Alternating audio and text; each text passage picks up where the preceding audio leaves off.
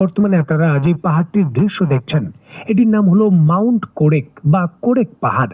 এটি ইরাকের যে ইদবিল প্রদেশ রয়েছে তার সোরান এবং সাকোয়া জেলার কাছাকাছি অবস্থিত একটি অত্যন্ত উঁচু পাহাড়। ইরাকের যে কুর্দিরা রয়েছে যারা কৌশলগতভাবে আমেরিকার অত্যন্ত কাছের মিত্র এবং ইসরায়েলের মিত্র হিসাবে আখ্যায়িত, সেই কুর্দিদের জন্য অত্যন্ত নিরাপদ প্রাকৃতিক দুর্গ এবং নিরাপদ আশ্রয় হলো এই পাহাড়। এই পাহাড়গুলো বিশেষ করে যে জিরগোজ এবং কান্দিল অত্যন্ত খাড়া এবং পাথরে এবং দুর্গম। এই অঞ্চলে প্রাকৃতিকভাবে তৈরি হওয়া অসংখ্য গভীর পাহাড়ি গুহা রয়েছে।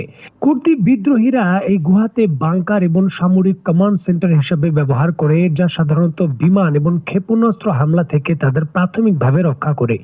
ইরানকে যদি এই পাহাড়টিতে হামলা করতেই হয়, তাহলে এমনভাবে হামলা করতে হবে যাতে পাহাড়ের সকল স্তরের যে সকল স্তম্ভ রয়েছে তা নাড়িয়ে দেওয়া যায় এবং সকল ঘাঁটিগুলোকে ধ্বংস করা যায়। এত ব্যাপক পরিমাণে হামলা করবে। দেখুন, দীর্ঘদিন ধরেই শোনা যাচ্ছিল যুক্তরাষ্ট্র এবং ইসরায়েলের মদতে যে পদাতিক হামলা ইরানের সীমান্তের কাছাকাছি হতে পারে, তার নেতৃত্ব দিতে পারে এই কুর্দিরা। কারণ এই পাহাড়টি ইরান সীমান্ত থেকে মাত্র 100 কিলোমিটারের মধ্যে। এই অঞ্চলটিতে যুক্তরাষ্ট্র এবং ইসরায়েলের গোয়েন্দা সংস্থার আনাগোনা রয়েছে, এমনটাও অভিযোগ পাওয়া যায়। এখন ইরান অবশেষে ইরাকের এই কুর্দির যে পাহাড় রয়েছে সেই পাহাড়ে শক্তিশালী হামলা করেছে। হামলা কতটা বড় আকারে ছিল এবং ক্ষয়ক্ষতির বিষয় কি, সেই বিষয়ে ডিটেলস আমার আর হয়তো বলার প্রয়োজন নেই। কারণ হামলার তীব্রতার কারণে পাহাড়ের পুরো অঞ্চল জুড়ে কি অবস্থা হয়েছে স্ক্রিনে নিশ্চয়ই আপনারা দেখতে পাচ্ছেন।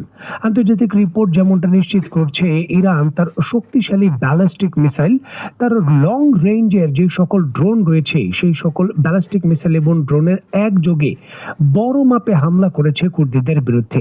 এবং পরিষ্কারভাবে ইরানের পক্ষ থেকে বার্তা দেওয়া হয়েছে, যদি যুক্তরাষ্ট্র বা ইসরায়েলের হয়ে কুর্দি অধ্যুষিত এই সকল বিদ্রোহী মিলিশিয়ারা যদি ইরানের ভূখণ্ডের বিরুদ্ধে কোনো ধরনের পদক্ষেপ নেয়, পরিস্থিতি আরো কতটা জটিল হতে পারে ইরানের পক্ষ থেকে দাবি করা হচ্ছে, তারা তার স্পষ্ট বার্তা দিয়েছে।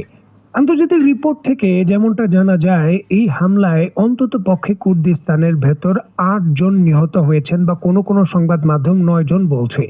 এই হামলাকে কেন্দ্র করে তীব্র নিন্দা জানিয়েছে যুক্তরাষ্ট্র।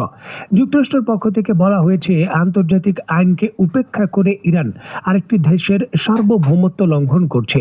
ইসরায়েলের পক্ষ থেকে এই হামলাকে কৌশলগতভাবে বৃহৎ পরিসরে যুদ্ধ শুরু হওয়ার পরিষ্কার বার্তা হিসাবে বিবেচনা করা হচ্ছে এবং ইসরায়েল তার মিত্রদের রক্ষা করার জন্য প্রয়োজনীয় সহযোগিতা করবে, এমনটা শোনা যাচ্ছে। যুক্তরাষ্ট্র ইরাকের ভেতরে তার অবশিষ্ট যে সকল আকাশ প্রতিরক্ষা ব্যবস্থা রয়েছে কুর্দিদের রক্ষা করার জন্য নিয়োজিত করেছে এবং